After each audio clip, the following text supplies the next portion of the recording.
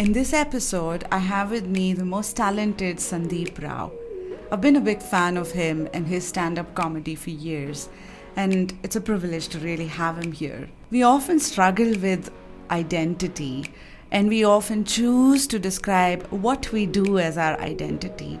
And this conversation with Sandeep made me dwell into who am I? And that really opens new avenues for how you look at life and how you journey through life itself. We then dwell deeper into the art of unlearning to really rediscover who you are and then go through the journey of learning. This is a very detailed and very personal conversation on Sandeep's journey post-discovery of the retina disorder to who he is today. Like the tagline of our podcast, all great things begin with an attitude makeover. And my conversation with Sandeep really represents this. As always, I hope you like this episode as well. And please don't forget to subscribe, like, and share. Thank you again for tuning in.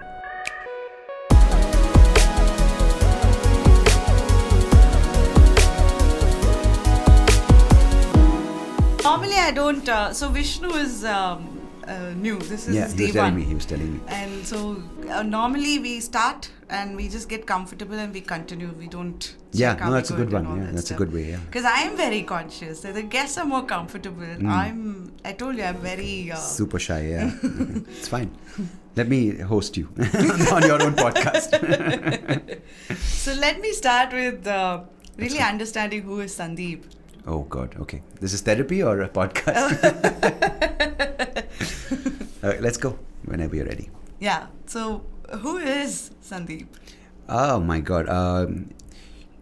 It's interesting that I've sort of spent the past couple of years and really sort of tried to figure out more than who is Sandeep, what does Sandeep want to do? But that sort of kind of goes down the path of you have to start with who is Sandeep, right? Yeah. Because I think there are this sort of sense of things that a person is conditioned into believing as a result of their environment, right? It could be family, it could be friends, it could be school, it could be university, it could be your job as a result, which determines a lot of who you are.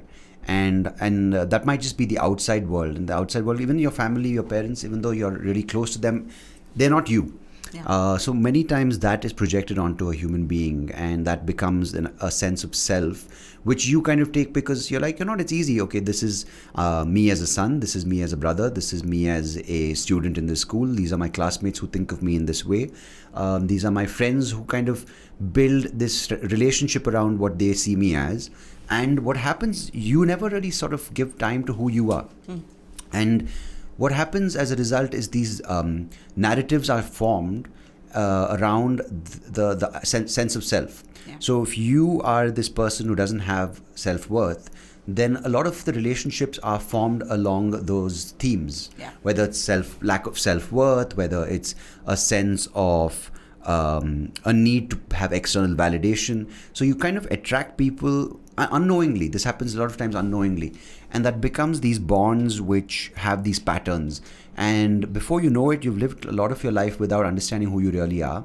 And many times you don't want to change it because it's comfortable, even though it may not be healthy.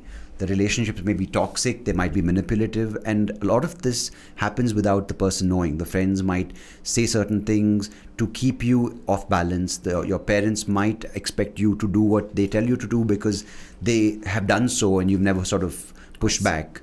So all these things happened, and I think for me, 2017 was a really sort of interesting phase of severe anxiety, right? Which is the hot word right now. Everyone's like, oh, anxiety, me too. I have it as well. Not to take away from the actual me too, but just to make sure the people who are politically correct, how dare he brings me too into this conversation? He's a man. But there was this strange phase of anxiety and severe kind of uncertainty with who I am. with what I'm doing, why I'm doing that. Because at that point, I was like maybe 8 years into doing stand-up. I just started this radio gig, and just going to work was a big uphill battle, right? Just getting out of the house, getting into the car, and it was all comfortable, not like I have to catch an auto, which in fact might have been better, right? But just having these panic attacks after panic attacks, I'm like, what the hell? Like, this shouldn't happen to me. I've overcome a disability and living with why this, and all these questions starting from there. And then sort of fast forward, which wasn't a really quick fast forward, quite a slow forward through therapy and etc., to the lockdown, right? And just to sort of put a pause on that, a lot of the coping mechanisms I developed over the years were very unhealthy. Be it, excessive drinking, be it, under the guise of partying, which of course stand-up then reinforced, because it's good, right? You're like, oh cool, this comedian's really funny, gets hammered and does funny stuff on stage, which is not always healthy physically or mentally. Yeah. And that sort of catches up with you at all levels in your life, at all aspects of who you are, to what you end up doing, what you end up saying. And when you're in the space of stand-up, especially, more and more scrutiny comes into, I'm not a public figure, but I am a figure who lives publibly as a stand-up comedian. You are a public figure. In some sense. Yeah. But what I mean by that is, I never took myself seriously as someone who people might look up to or hold responsible or accountable for his words.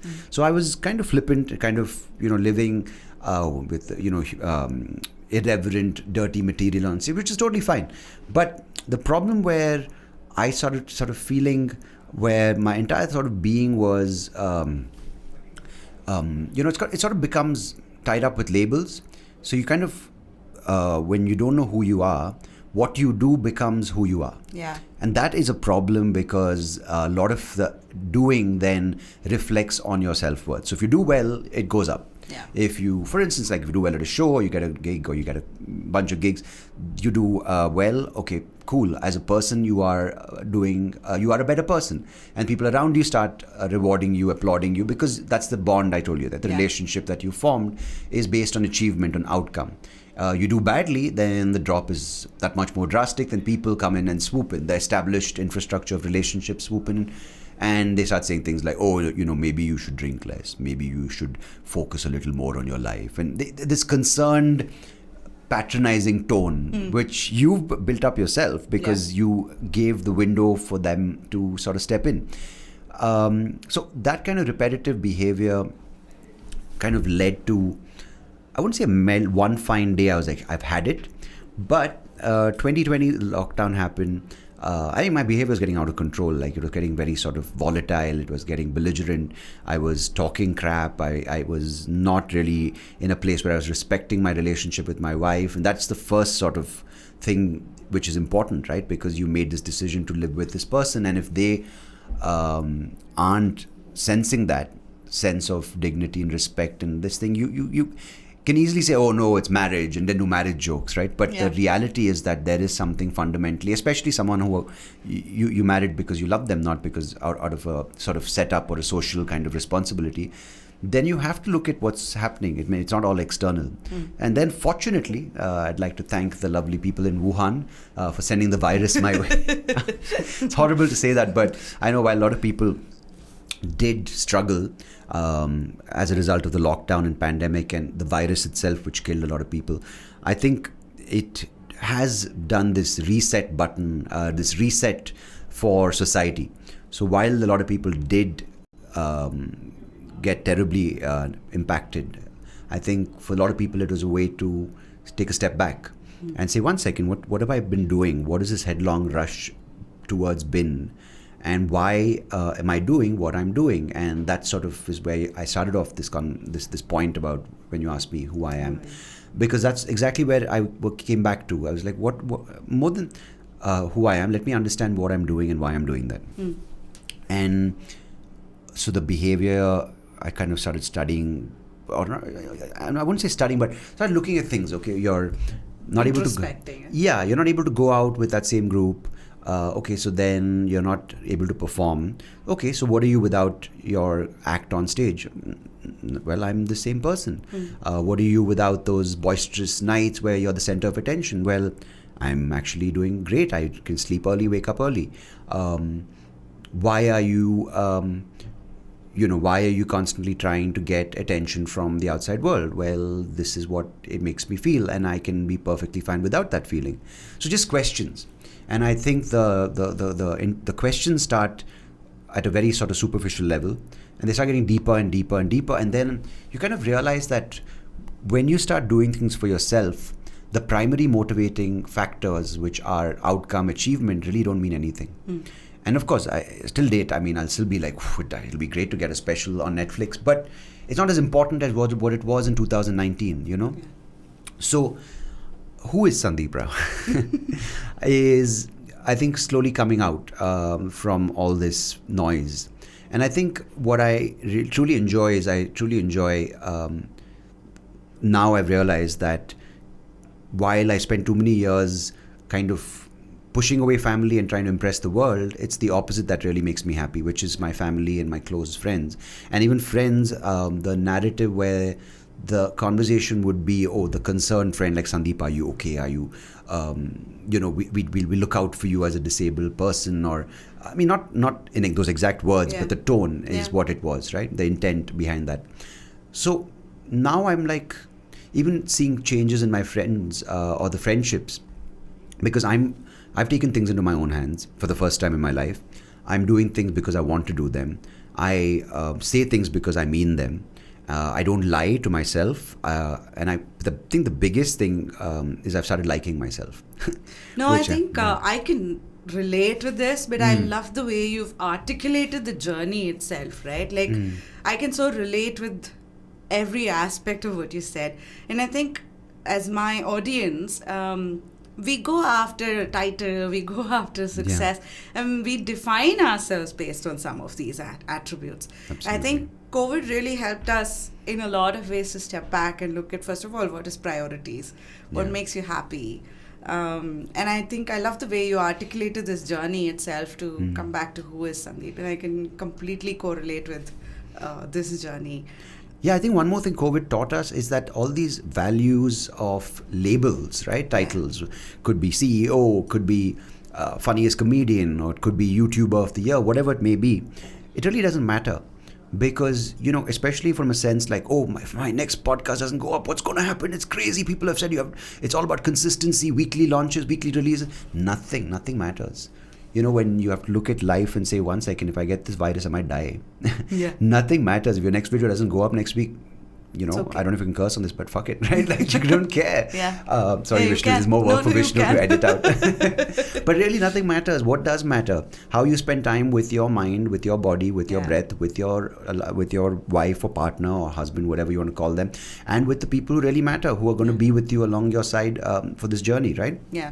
Because nothing else, like whether it's the label of activist or the label of vegan or the label of comedian, all those are just things that you do because you want to, and you shouldn't be doing it if it's for reward or recognition or validation or getting those extra 10 likes, because at the end of the day, that's very fleeting, and it doesn't really give you a sense of grounding in day-to-day sort of sense of living and satisfaction of life, right? No, I think I agree with you. I want to go to a little before that as well. So when I was a kid, I think I told you this, I lost my dad when I was a little around 3 years old. And I don't recollect much about him, but the fact that in the last stage, I mean, he had chronic diabetes, and in the last stage, we saw the eyesight really diminishing. And as a result of it, there's a lot of changes in our house, whether it is the clock, the books, everything was slowly changing to accommodate that transition he was going through. Tell me, how did you go about it? Was it sudden? What was that like? The good thing maybe and the bad thing maybe about the human mind is that it kind of protects you from your own feelings, which is not always a good thing, because sometimes you need to make peace with those feelings to move on. And I think what happened when I immediately after losing so let me explain the sight situation. Is I have an eye condition which is a form of macular degeneration, which is a retinal disorder. The specific thing is called Stargardt's disease. So the way it manifests is that I've lost my entire central vision, and that happened overnight. Oh, I slept. overnight. Yeah, I slept one night, woke up the next day, and I was like, wait a second, let me wash my face. It's all blurred. And I washed my face repeatedly Are for you 30 years. serious? Yeah, and yeah, the central vision went overnight, which was terrifying in a way. I think I'm trying to put myself in my 9-year-old shoes. Actually, I don't even think it happened when I was sleeping. I think it happened in class. I just sort of rubbed my eyes trying to see what's on the board, and I couldn't see. That was the last time I could see. I mean, I have a little bit of vision. I don't want to take away from that. I do have, at least at that point, it was about 60% peripheral, which is the stuff in the sides of your eyes, and 40% in my left eye, which now is down. I just got checked up a couple of months back in maybe last year sometime, and that's dropped by 50% since 2015. So that's down to even less now. So the thing is, I think we, and that's sometimes I talk to my wife Nivi, and I'm like, am I harping on it too much? Am I sitting on this too long? Should I just move on? And while that is the truth, I think some of these things that happen early on are harder to, because of that protective sort of instinct that the mind puts in place, right? Yeah. This mechanism, it builds these barriers Yeah. to protect your feeling, because as a child, though, you don't know much of the world around you. You don't know much, especially about medical conditions. So when the doctors sort of threw me under a lot of scans, and I don't use the word throw like in a bad way, but they put me through a barrage of tests because they didn't know what's going on. This is 1 in a million to start with. So they put me, and it's 1990 India. So while there were a lot of good doctors, the research was out, and research was quite insignificant in this space. Still is, not that, no cure out for it yet. But it's a lot better now with gene testing. You can tell what has caused it, etc., which I know now. But at that point, it was a lot of, like, going into a CAT scan at 9 years old is not a pleasant feeling. Being poked and prodded, put through fluorescent scans where they put a dye that makes you nauseous, and your eyes are being held open by nurses who don't know what's happening. You're throwing up, crying at the same time. Kind of like what happened when I was 18. I was really drunk one night. Same feeling, but different kind of situation. A girlfriend breaks up with you, you're vomiting and crying at the same time. I shouldn't have drunk so much. I hate old monk. But this was when I was 9.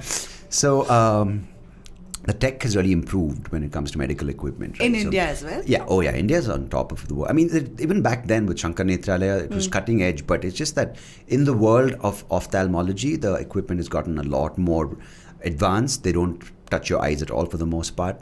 And so that 1 year was really sort of, I think, terrifying. So I would go for checkup after checkup because they first thought maybe it's a brain tumor pinching on this optic nerve. Or maybe not brain tumor with the optic nerve, but a brain tumor kind of interfering with the visual cortex, maybe some nerve being pinched, various things, right? But then they sent me to Shankar Nethralaya, and then Dr. Badrinath, who's still sort of someone who I really thank for putting the fears of what it may be to rest by explaining to my mom and me. He might not go completely blind, but this is for life. But he can live a normal is subjective, but he won't go completely blind, but he can make a life for himself, which is very reassuring for my mom especially, right? Because I think they went through a lot more, especially my mom went through a lot more because she was along for the ride with me, whether she liked it or not. And that was tough for her, I think. And, for me, I think now I can look back and, say this is what I might have felt. But I really salute the kind of strength that she had to take up this fight of trying to raise a child with a visual impairment in 1990s India, trying to find the right school, trying to find the right kind of balance of not overprotecting me, yet sending me out there into this world and try to, give me a chance to fight for myself. And I think as a result, mistakes are made. I think overcompensation is a natural sort of outcome. So I think compared to now where everyone is like, oh my God, let's be sensitive to his or her emotions, we shouldn't offend, we shouldn't upset. So that the part of me which grew up in 1990s India is like, wait, what the fuck, right? Why are you being so sensitive, right? I think you need to be a bit facing adversity to become stronger, because that's what I went through. But maybe that's not the right way, right? I don't have all the answers. But while I think I have taken many years to make peace with what I felt and what I went through, I think what's happened is my mom basically said, you can't just sit at home and play the victim. It's not going to get you anywhere. Most importantly, you are going to get hurt, because you are going to be one fine day an adult saying, wait a second, where's my resilience? So as a result, I did everything. I played tennis with my remaining vision. I once that became a little dangerous, but I got hit on the face a few times. That's not a good outcome for a tennis game. Then I went horse riding lessons. I went to a school not for special children with special needs. Went to a normal school with a smaller class size. Then I started golf.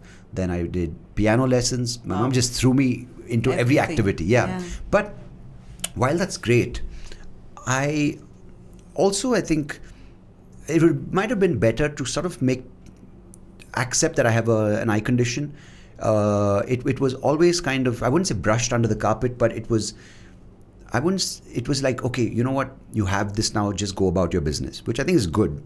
But I think talking about it, saying this is a part of my, I wouldn't say identity, but it's part of my life for as far down the line as I can tell, I think I should have accepted it, which I didn't.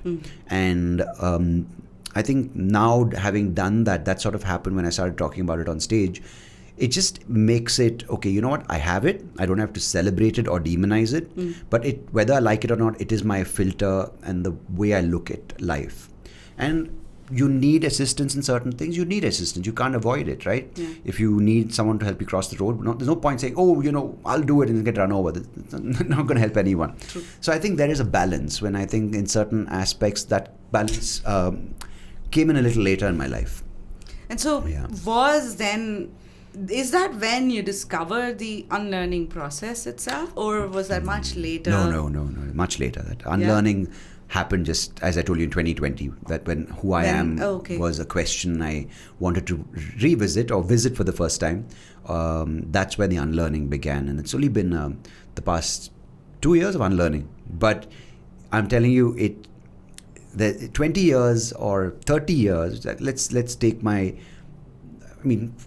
I'll be 40 this year, but let's take, if you want, from the time I got diagnosed with this eye condition, 30 years or 30, maybe less, 32 years, no, maybe 29, I don't know, my maths is all over the place, but from 9 to 37, right? Or whatever the time frame is, it's a lot of stuff you hold on to, emotions, memories, ideas, and kind of these perspectives on how you receive information. And that translates to a lot of stuff in the mind, a lot of maybe behavior patterns, or maybe physical symptoms, and all that. Therapy is great, but you have to find, number one, the right relationship with your therapist, and number two, you need to receive that information and process it, not just acknowledge it in a rational, intellectual way. Say, oh, I know cognitive behavioral therapy, and then go home and forget what the hell happened, right? You need to actually feel it. And that, while I did start going for therapy in 2017, I think the actual processing and feeling of what I'm thinking, what has happened, what I am feeling, what I've been feeling, what I want to feel, why I do certain things, why there are certain habits, why there are certain behaviors, why there's a kind of codependence and certain habits that you depend on, develop.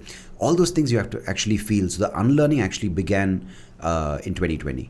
And it's been, even though 2 years versus 29 years, I feel, or 28 years, again my maths, going back to this, 28 years I'm versus... not going to help you. Yeah, no, it's 20, I just want to put I'm 82 Fair born, enough. so 2020. But the 2 years of unlearning, so let's put it since March 2020 to now, has been tremendously liberating. So it's quite fascinating how that works. So what is the first step in this journey of unlearning? Is it discovering who you are first, or is it a larger purpose of why you're doing it? I think it's I wouldn't say, I think the discovering who you are comes a little later, because that does, and it's not a one light bulb moment. Yeah. I feel it could be, and that if you're really sort of in sync, and it's kind of like, look at it like this, right? I think it's like having a really dirty pane of glass, and especially if you add more and more grime onto it over the years, that being all your baggage and your various things that you kind of pick up along the way, then it's very unlikely it'll be wiped down in one cleaning. You can't just spray it down with Windex or whatever and just go, oh cool, I have a clean window, clean perspective into my true self. Or these things take time, and that's where these things like meditation and mindfulness really help. So yeah, it's I think the first step is to acknowledge the fact that this is what I'm doing, the set of things that I'm doing, that I've been, using as sort of factors or traits to define who I am. So once you separate who you are from what you do, I think that's the first step. To say that my activities or my career or my hobbies or my passion, these are activities that I indulge in through this course of life, and they're experiences that either take away or enhance my life, but they are not my life. I think that's a big first step. Separating living from working. There's no such thing as a work-life balance, first of all, for people listening. Whichever CEO says, I encourage a work-life balance, he should be fired right away, or she should be fired. Because, let me tell you why. Because their idea of work-life balance is that you work 9 to 5 and you go back home and live. First of all, that implies that you're not living through the 9 to 5. Yeah. So that entire concept is right out of the window from the get-go, if you believe in that kind of concept, right? I think living is so fundamental, and it's such a beautiful experience with all its pain and misery and glory and happiness. But you can't take away from life through an activity. You can experience more of life. You can meet more people. You can slow down life by working less. You can slow down your experience of the day or the night by giving it more mindful sort of ways of approaching it. But life happens irrespective whether you like it or not, unless it's ended. So stop having that notion in your head that, these things are my life. I mean, you'll eat, you'll breathe, you'll drink water. That's pretty much what you need to sustain life. But all the rest is how you choose to spend this life. Like, in the sense, you will make your focus if it's money or whether it's helping or serving. But that's again how you experience the life, right? It's not life alone. Yeah. So I don't know if I made sense. No, you did. I have one more question there, Sandeep, before we go into the what and the how.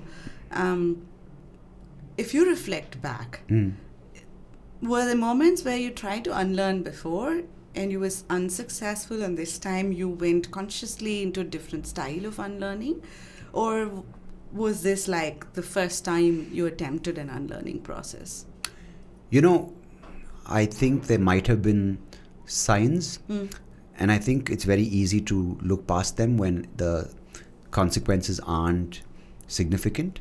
So yeah, I mean, it's very easy to get lost in the noise, and that's something I talk about quite a lot in today's day and age, with a lot of the stuff that is being thrown at us to distract us, whether it's polarizing ideologies, polarizing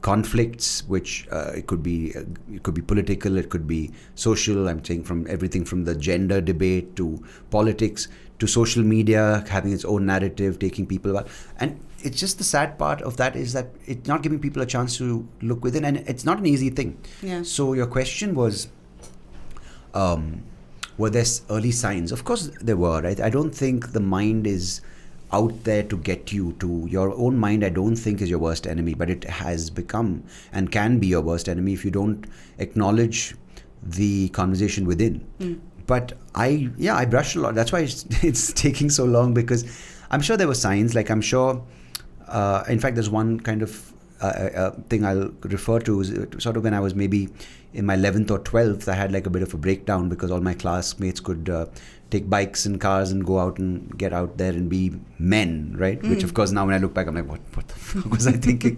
And my mom's like, no, this, and I cried, and I was like, I can't be this thing. I'm different. I'm not like the other people. And of course, the mature person now is like, good, that's your sign. And now the same person is going, I'm glad I have this eye condition, because I don't have to focus on the physical vision of life, but I can actually open my inner eye and start looking within and not be distracted by this world which is driven by sight, right? Everything is glamorous lighting, glamorous videography, glamorous Netflix, the shows, the light. I'm like, I can actually close my eyes and not worry about seeing, because someone else can do the seeing for me, which is now. But that instance when it happened, my mom took me to a psychiatrist. She immediately, she's like, oh God, my son's gone. And she must have been like, Papa, let's go straight to a psychiatrist. So I went to... Psychologist No, straight to a psychiatrist. And my uncle, he was my uncle who said, why don't you explore the idea of yoga? So that was my first maybe chance of thing. But then, I left India for university abroad, and the yoga kind of asanas, at least, it wasn't yoga in its true self. The classes stopped, and then again I went to the UK. Can you imagine putting a guy who loves drinking, loves partying, who's not sure about himself, who's looking for external validation, in a country where it's full of drinking and there are a lot of, people who are ready to sleep with you, and even if they're not, there are, whatever, paid options. And I went totally berserk. I mean, whoever's listening to this right now, if you want to know my resources, they've all changed. There's many years back. But what I'm trying to get to is, it's very easy to go down the path, and I don't blame people at all, including myself, for going down that path, because I'm not the first, and I'm surely not the last person to do it. So like that, there were signs which I ignored, and I think the way to look at things when they come your way, like in 2017, that anxiety conversation, like, why me, right? It's because of this. It's not a bad thing. Anxiety is not at all a bad thing. It's how you treat it. It's how you look at it as a benchmark, as a signpost, saying, dude, not everything is right. Let's slow down. Let's look at why this car is not running smoothly, right? So maybe you have to look at your I mean, I don't want to go down the car analogy, but you have to look at your life. And I fortunately took up the sign then, which again, 2017, 18 and 19 were very rough years with the way I treated people, especially in my family, and treated myself. And I think you have to acknowledge that as well, is it's not all the time about people around you, but you have to look at yourself and how you are in a relationship with yourself, because we all have a fundamental self which is untouched, which is really pure. But how do you get to that, right? Because we have this outside self which we present to the world, and we also present to ourselves, and that is a construct of all the things that we've been told is the way to look at life. So many times you have to understand, and this sort of ties back to that question about where do you start unlearning. It starts with this, and I didn't start until 2020. How do you look at yourself? Do you like yourself? Do you hate yourself? Are you kind in with the voice you use to talk to yourself? Are you dismissive? Are you rude? Are you brutal to yourself? Are you because I discovered this first thing of when I looked at myself, there was this narrative of blame, shame, guilt, and fear, which would be I blame my family, my parents, for making me what I am with this eye condition. I'm ashamed that I blame them. I'm guilty of the things I've done, and I'm afraid of looking into the future. That was the first thing I realized.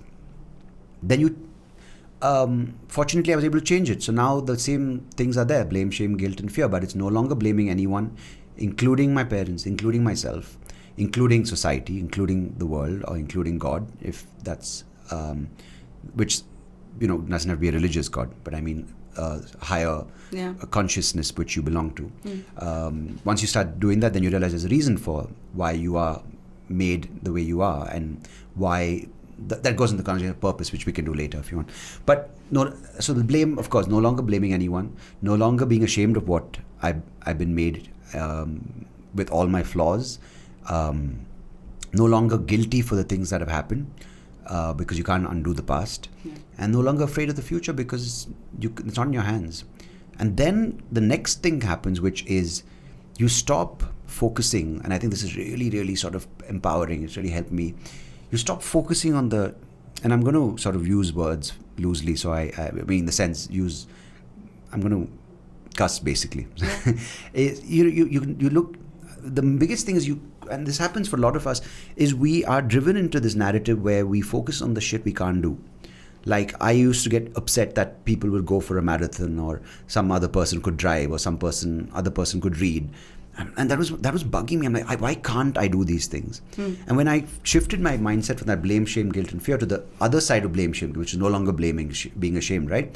I realized, no, that's not what I am. What I am is, with all of these things, with the flaws, with the disability, if you want to call it, with my eye condition, it's going to be there. I can't undo it. Can't take it away. So why focus on what I can't do? I'm going to focus on what I can do. And that is unlearning. It changes everything. It just gives you this, it's suddenly like one big chunk of grime taken off that damn glass, you know? Yeah. It's like a mindset change. Oh, absolutely. Right? It's just that. You have to feel it, of course. You can say it. And I know a lot of people who listen to the right self-help books, read the right self-help books, or listen to the right podcasts, read the right blogs, but they don't feel it. Yeah. And until you feel it and actually spend that time, which is a little uncomfortable, it could be a month for some people, it could be a day, it could be years for some people. It's your own journey and you should experience it yourself. But with the distractions, it's very hard to, make some time and say, wait, 1 second, what is going on within? Changing mindset is almost like a mindfuck. No, it is. And more than a mindset, I would say starting that conversation going, oof, what is the person? And it comes with a lot. It's like this big ball of intertwined emotions and relationships and feelings and behaviors, and it's not just one thing. So you have to kind of just look at that going, oh, what a mess. Where's the housekeeping, right? But you are the housekeeping. So you have to address your own mess, otherwise no one else can help you. And it's a very powerful thing. I don't want people to think, oh shit, that means if I can't address it, is that the end of the road? No, not at all. It's the beginning of the road. Look at it like that. Yeah. And this starts with you working on it yourself. And that phase of really going through this mindset change is a complex phase as well. Yeah, because another thing which you'll be aware of, there are people who will come along and you should definitely take help. If you need professional help, take it. If you need personal help, take it. But what happens sometimes is if you're in that place and you want someone to hold your hand through it all, it's good to have someone who really can sort of be there and understand the process. But if you want someone to save you, that again repeats the pattern, because that person also is saving you because they want that. That's their image which they're reinforcing, the savior. And that will come with its own set of issues, right? Because they'll always want to save you from something. The saviors want to save you from themselves, from yourself, from a moving bus, from a flying plane, from a falling building, whatever, right? But when does the saving stop? If you don't save yourself, there'll always be someone who will want to save you from something. And that's a never-ending journey. So in some ways, what you're also saying is you can use the support and the external... You need the support. You need that. Yeah, but it starts with you. But it's about you. It's all about you. You have to build an infrastructure for yourself, but the key word being you have to do it. No one else is going to build it for you, because if it does, it comes with its own... the next narrative which is not controlled by you. And I mean control in a very good way, which you set for yourself, let's put it that way. It's a set path that you determine and you walk down it, and people... you decide to get along on the journey because you want them there, not because of other things, which is a path set for you. So therefore, as a result, there are so many stops that have already been put in your way for you to stop, have a cup of coffee, and then it becomes the same thing. Like, oh, if I don't stop here, what will they think? They might feel bad. They might get upset. They might not return my call. My image will go. What will people think? That's the same path which you've already been on. So why do you want to go down that path? This path might have a lot of shrubs and thorns and things, but hey, once you get past the first pothole or pit stop or the first whatever hurdle to cross, you just gather more and more strength, knowing if I can do that, I can do this. If I can do that, I can do this. And then you just, next thing you know, I don't want to sound cliched, but the world, even the world is not your limit. Thanks to Elon Musk, Mars may be your limit. Are you a big fan of him? I like the guy. I like the guy because he's not driven alone by money. And it's refreshing to hear someone take the piss, going, what's okay? What if I put this tweet out? My stocks dipped by 50 billion? Cool, I'm going to tweet it anyway. It's nice that he does things without, caring too much about the monetary consequences, and he takes care of his people. He does it because he does it. I don't think he plays around with. He doesn't put across this sort of hypocrisy, where he's like, oh, we must be, responsible employers, and then do something like hire children to work in his factories. He's just like, yeah, I want technology to advance mankind or human beings and give them a better experience in life, and he's going about his business. I don't know the guy. I just have heard him, and like all of us, I've heard what he has to say, and I think he's one of the better ones out there. Yeah. Now to come back to our conversation. So one is you identify, change your mindset. Is the next step really about changing the script for your narrative? If you're a person who believes in a script, of course, go ahead and change it. But I think you start going down this path once you unlearn. You want to start relearning. And whoever's told you that learning stops with your school or your job, you need to get them out of your life, because learning is forever. Continuous. Learning is something that keeps us as human beings. It keeps us alive. It keeps life exciting. And most importantly, I think that's the human experience, to learn. And I'm not saying learning by picking up a textbook. I think learn from everything. Learn from the things that you've done in the past, the things that you shouldn't do in the future. Learn from the conversations you have. Learn from the people you meet. Could be the guy you sat in the cab with. Learn from the person you bought a coffee from. I'm not saying they're going to show you obvious lessons to learn, but there is opportunities to learn everywhere. And I'm saying, when I say learn, it's also unlearn, right? You can say, wait, what happened there? See, I just have to learn how to speak clearly. Why have I been doing what I've been doing? Or why am I doing it in this particular way?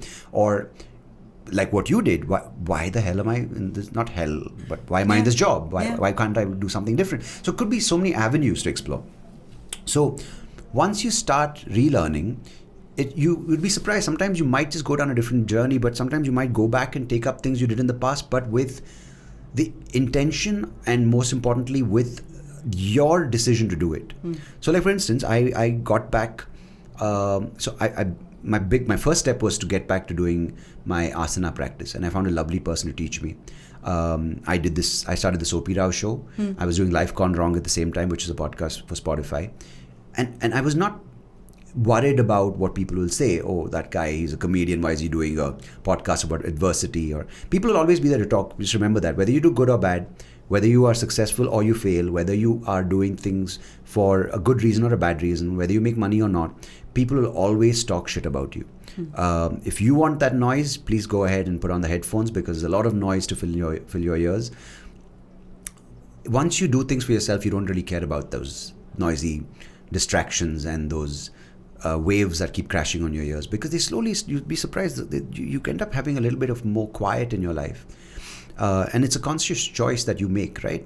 So then what happens, you start learning, and I started picking up things that I did in the past. My asana practice, I started meditating every day, and meditating is not like a daunting task, right? Not like sitting there and oh my god, my head is in the universe, it's one with true being. No, it takes, you're probably sitting there going, gosh, neighbor's wife is hot, right? Who knows? And then you realize she's not, and your eyesight's gotten worse. That could be meditating, right? You can meditate on anything. Suddenly you're like, whoops, I have a hard on. Like, why do I have a hard on during meditating? And then you're like, oh, damn it. I don't know why that example popped up. No pun intended. But it's you start doing things. And I got back to playing golf. And then, a really interesting thing happens. And you start engaging with certain things that start making your decisions, start reinforcing. I'm not saying reinforcing is a good or bad thing, but what I mean is when you start doing things because you want to, you start meeting people who are aligned with your way of looking at life. Not maybe exactly the way you look at life, but they're on the same journey. Yeah. So the vibrations start sort of building. You start sort of meeting people who you can collaborate with, who are, like for instance, I met a person who wants to start blind golf in India. So he reached out to me saying, I want you to head this program. So I started playing golf after many years, which I wrote off saying, I can't see what's the point of this damn game. But now I'm like, there is a way around it. So you start doing it because you want to do it and you don't care about playing a tournament or winning. But I never thought that I'd be at this age going back to the range. I mean, not like I'm old, but taking up the thing again, going to the range 5 times a week, hitting 200 balls. It's not easy, but I'm doing it. And my wife's like, I haven't seen you this driven, since I drove you around. No, jokes apart. That since comedy, right? Since you're getting up on stage, the excitement, like, oh, you're going to go play golf. You're really keen on this. I'm like, yeah. Then I took up the guitar again, which again I'm not playing as much, but I didn't do it to start a band or for someone to be like, oh God, can you put up a YouTube video of guitar? No, I just play it. If I do, I hit a few strings and I'm happy. So I'm saying you start getting satisfaction not only by learning, not by big learning, not by big things that you can show off, but you start getting satisfaction from the small things, like, oh cool, I just realized that if I keep my hand this way when I'm playing the guitar, it's less painful. That's something which gives you satisfaction. It could be a little note you discovered. It could be a little shot that you learned how to hit. I'm just giving examples from my... In some ways, what you're also saying is you're sort of internalizing this whole journey and recognizing the small wins, the small victories. Yeah. And that's the whole relearning. That's all we have in life, right? Yeah. It's not always going to be riding off into the sunset, carrying a trophy or an Oscar and having people going, oh, the award, and I'd like to thank my family and my parents. No, that's very unlikely. And if it does happen, you're going to have 30 cameras saying, can you stand like this when you're looking? It's miserable. Yeah. I mean, it may not be, but if that's your thing, whatever floats your boat, right? But that's entirely what life is, a collection of experiences, some good, some not so good, some which may be better than others, some which may be worse than others. But if you don't take your life into your own hands and understand those experiences for what they are, the next thing you know, you're going to wake up one day going, what have I lived, who have I lived for? And why have I done what I've done, and who have I done it for?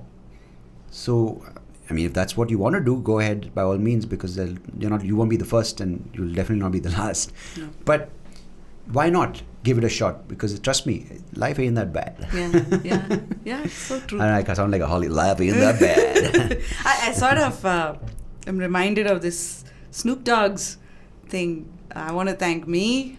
Have you seen that? No. It's about I think he's taking some award, and he's gone onto the stage and he's like, people normally say, I want to thank my mom and everybody, and he talks about how he wants to thank himself for the journey that he's come this far with. And someone will be like, oh man, that guy, what an ego, how can he say that? But I'm pretty sure he means it from this point, that man, it's such a strange thing when you do things differently, right? You're demonized. Oh, look at that person, selfish. We use words like that, right? Selfish, only thinks about himself. It's very different. There are people who are doing the checkbox, tick the checkboxes that society has told them to checkbox, and go ahead and do everything, screw people over, become a CEO, and they are celebrated, right? Oh, look at their stock options, look how much they're worth, look at this house they bought, look at this thing they bought, look at the deal she got for that movie. I mean, do you rather have that as your trophies, norms and trophies? Do you want those kind of people to sort of hold up and say, this is what we want as, if you want to use the word role models, but what society should be driven by? Or do you want people saying, you know what, I don't want your accolades, I just want to be left alone and live my life for my experience that I want to create with the people I want to create, and for all you know, some of the things I do to get those experiences will help others. And I'm not here to put down anyone. I'm not here to drag someone down because my ego is bruised. I'm not here to say someone's bad because it doesn't suit my narrative. And I don't have a script, but I want a story which I enjoy, and it'll have a lot of elements, and I'm going to kind of figure it out as it goes along. Isn't that better if we all can do that for ourselves? Yeah. Because then as a collective, we're not out to get someone, we're not out to hurt someone, we're not out to bring down someone. It just becomes a better place to live, right? True. For everyone involved. Yeah. And I don't mean for me, for each person. For everybody. Yeah. And Sandeep, is this a one-time journey, or when you start relearning, do you unearth new spaces of unlearning again? Is it like a continuous cycle? Does it ever end? Who knows? I don't. I mean, I'm only 2 years in, 28 years of, 26 years, maybe 35. I don't know the maths. I'm just fucking with you. This is a running theme. Just like, was it 3 years? I don't know. But yeah, for sure. I think what unlearning helps you is to not get too comfortable and too stuck in a certain way. Anything goes. And just go with the flow. I know those are just cliched words you've heard, but you really feel like, you know what, even surprises become surprising. And not because what we say, right? We say like, don't get stuck in your comfort zone. But of course we do, because we don't like surprises. Especially, I'll tell you what it is. I think when things are good, we don't want it to change. When things are bad, we want it to change. Because when you're not getting those millions of views, when you're not getting the corporate gigs, or you're not getting the bonus, or you're not getting the promotion, you're like, why is my life like? You always, if you notice, and this is something, you always ask the questions which are tough when things are not going well. Yeah. You never ask questions which are important when things are going well, right? Yeah. You never ask when you're on a holiday and you're staying at a 7-star or whatever it may be, right? Whatever your ambitions are, or when you're getting that award, why did I deserve this? Or is what I'm doing healthy for me, right? You never look at your habits, your dependencies, your relationships when things are going well. Yeah. So look at when things go wrong, and this is one of the reasons why I did Life Gone Wrong as a podcast, is that's when you change. And a friend of mine who's a psychiatrist, Dr. Sham Bhatt. Oh yeah, he's a friend of mine too. Yeah. He said a very important thing. He said when things happen, when you face adversity, of course, a lot of times whether it's with the people right now in Ukraine experiencing horrific situations and uncertainty, there's a lot of trauma, right? A lot of people don't know what the future holds for the children especially. And a lot of people either go through an accident, personal loss. You said you were 3 when your father passed away and you don't really remember too much, but if you were older, maybe it would have a lot more profound effect on you, right? As a thing. And for all you know, it possibly does, because what experience as an infant also is very could have a long-lasting impact. Did I say impact? Please take that out, Vishnu. But he doesn't edit all that. Okay? Hey, please, impact. I sound like one. Impact. So, Sham mentioned this very interesting concept called traumatic growth. When you're put through a certain situation, the growth that comes out as a result of the trauma could be incredibly liberating and something which you might have never experienced if you didn't go through that. So it's quite amazing, right? Tell me that again. No, so the fact that we always think that wrong leads to more wrong. But wrong, and each person's wrong is different. Someone could be a divorce, for someone it could be as crazy as getting diagnosed with a disease. Someone could be like, oh, I chipped my nail. Ooh, yeah. Could be a game changer. Yeah, but I'm saying that the trauma could result in you going, wait a second. I mean, it might not be like aha moment, but it could be that's what you needed for your life to change. Yeah. And that change in a positive way. Yeah.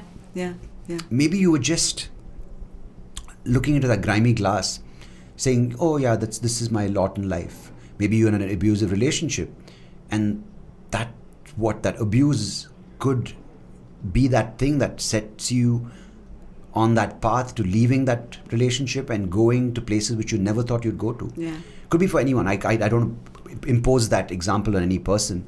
But to come back to that point of growth, when we tend to only kind of latch on to something which is good and not let go then. So unlearning will, I think, teach you one thing, that nothing is constant. Happiness comes and goes, sadness comes and goes, good comes and goes, bad comes and goes.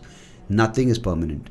And I think unlearning helped me with that. And a friend of mine who runs this, he's a mind coach, and he said this, and he really helped me with one thing. He said, why are you worried? Let's go.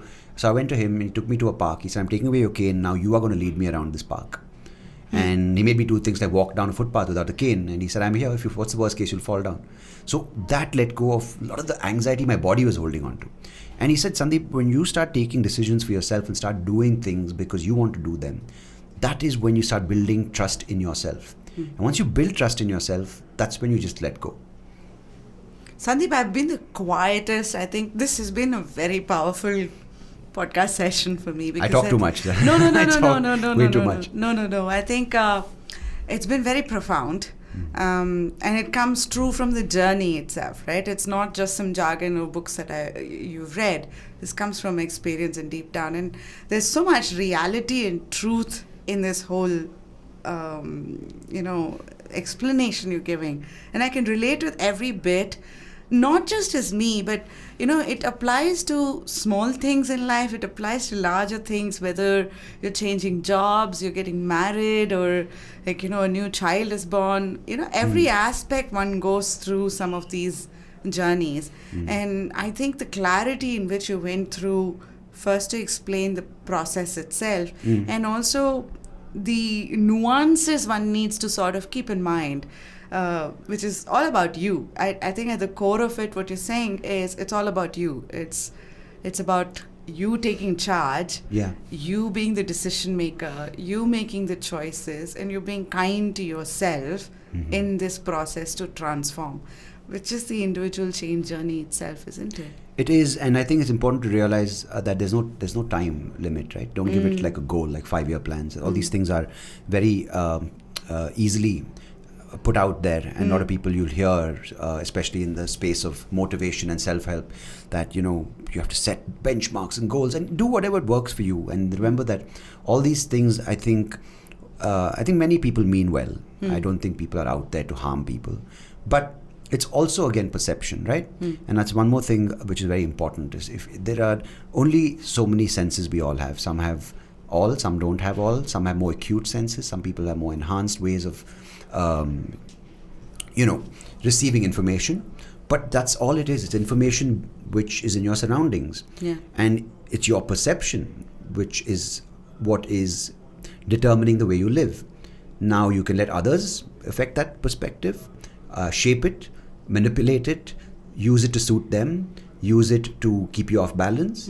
So if you want to do that, that's exactly what society in its current state, not a good state is doing, is keep people arguing, keep people insecure, keep people fighting about some damn stupid shit which is not even that important. I mean, you might say, how can you say that about gender? I mean, of course it's important, but it's a personal journey. It's your gender. You've decided to choose that particular path.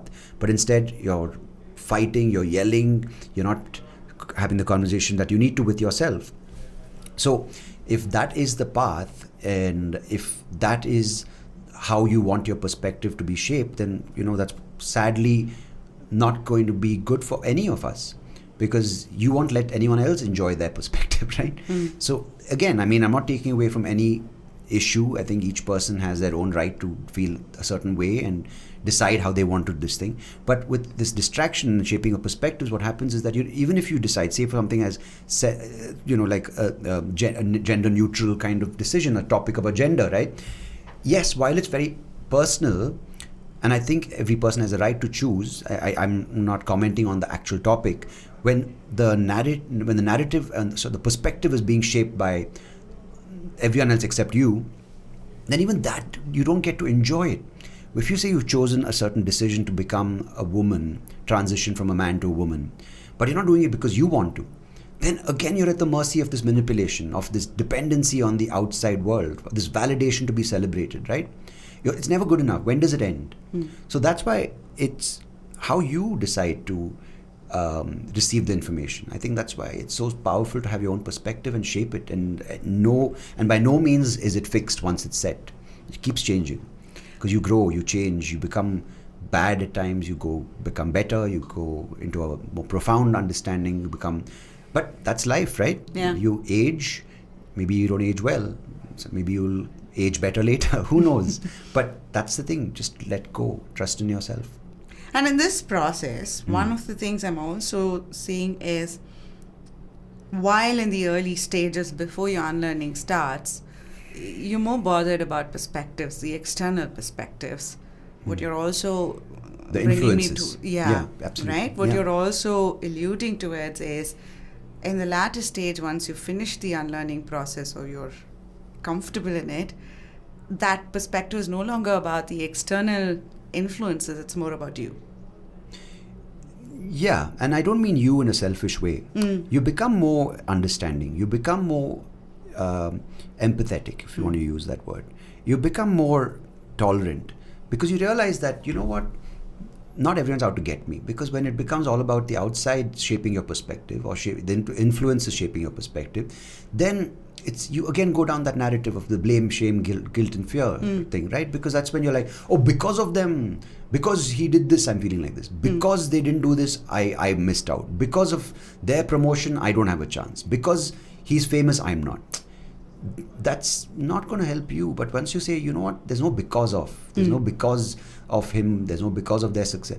I can do, and I've chosen to do what I can do, and it's not a fair world, of course, but you realize they are not out to get you, and it's not their, not waking up in the morning, unless they be the very rare person whose entire life motive is to ruin someone. There are very few, fortunately, like that, but I don't know them.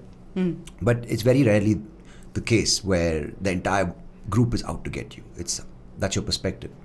What has unlearning unleashed to you? Well, a whole damn world filled with possibility.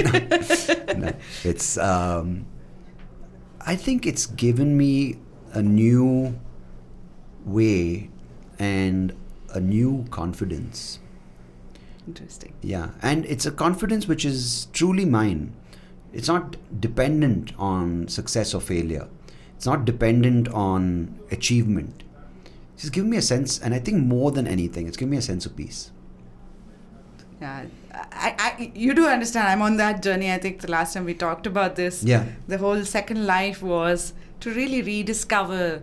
Yeah. You know, when you're in the corporate world, you're in a rut. You're in a race of sorts. There's money and there's fame and there's name. Yeah.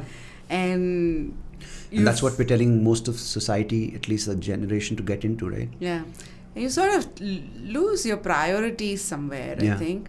And I think when you come back, the starting of the journey is very confusing. It's very scary because you're internalizing. Yeah. You're sort of becoming your own critique in some ways. And I think once you come out of that, to your point, the world is an opportunity. Yeah. The kind of things you can do because you've rediscovered yourself. Yeah. And your priorities are different. And you understand what your life priorities are. And you realize all these things are just words and concepts, but you actually feel it. Yeah. And we are just using words because that's the medium we've chosen. Yeah.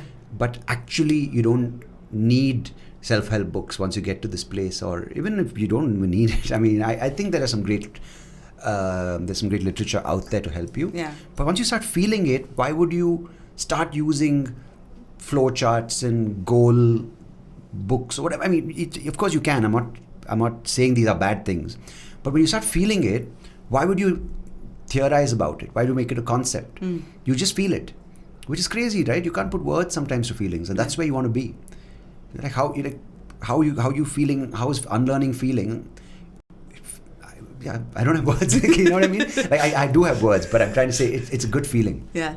Yeah. But it's a sickness which people are promoting in today's day and age. Yeah. You want more and more people to have your smartphones. They across the bandwidth of budgets.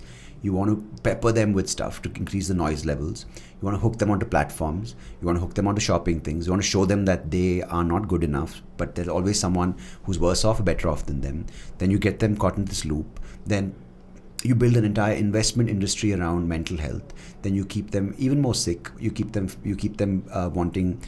You keep them more greedy. You keep them wanting better food, greedier food, richer food. Then you make them physically unwell. Then you have them. Now you have a population that's mentally unwell, physically unwell. So it's a great model that we've built for ourselves, right? So when does it end? Yeah. Never, because there's always going to be someone richer than you.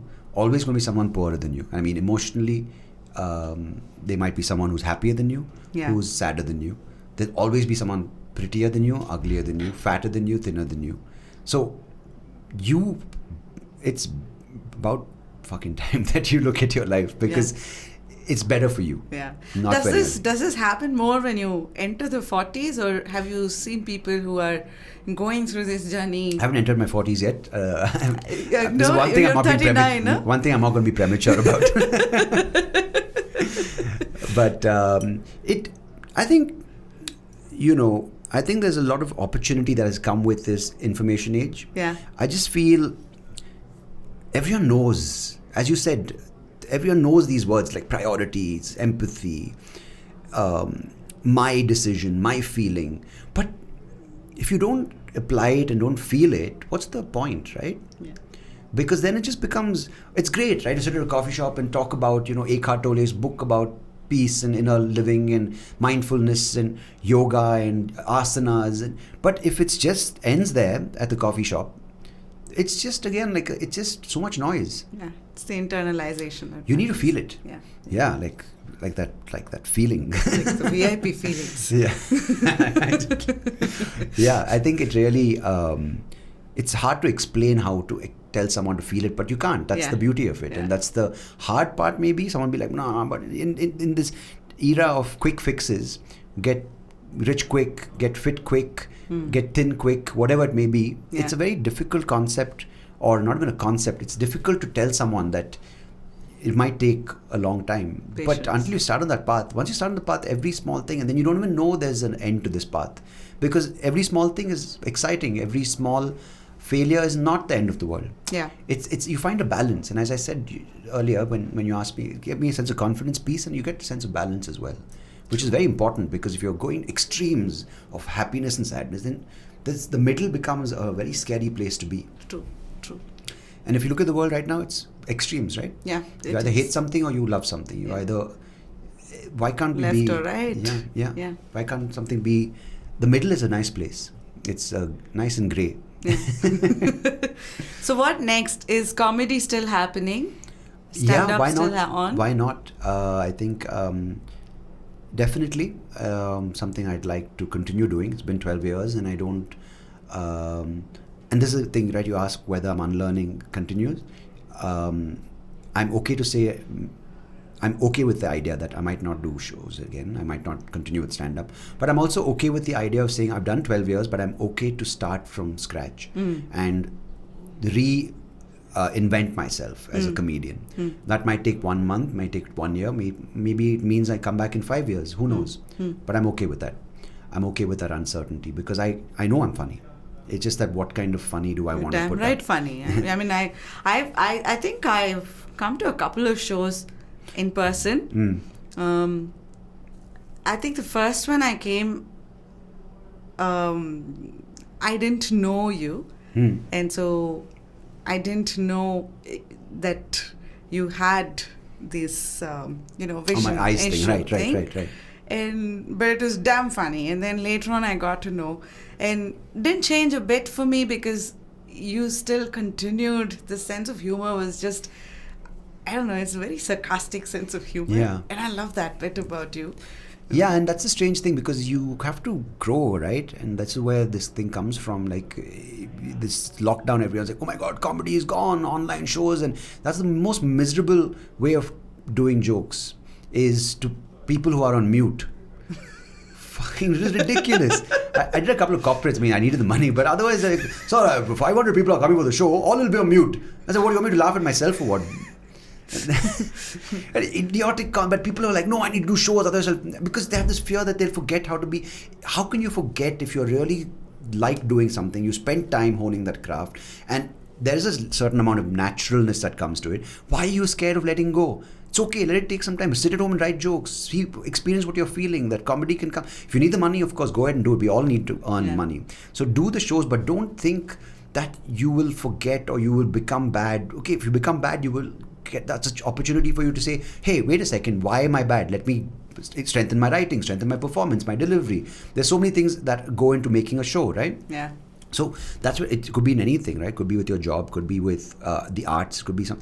This is where you should be okay to say, I'm okay to let go for now because I trust in myself. if it has to happen and I really want to say something, there'll be a way I'll come back and do it. Yeah. It doesn't have to be like, where's my next show? I'm desperate, and that's the thing which also can be used against you. Yeah. And so what's next? Of course, comedy's down.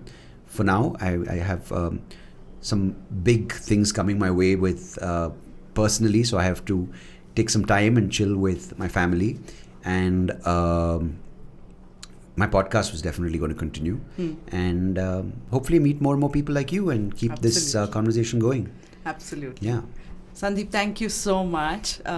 Hey, I have one more question. Sorry. Yeah. What is this conversation like for you? It's something which I've thought about, where I don't want to repeat this spiel about myself, because that again gets a little, it gets a little, how do you put it? Like, it becomes a bit of a spiel which you don't feel. And I don't want that to be like I'm just saying it out of autopilot.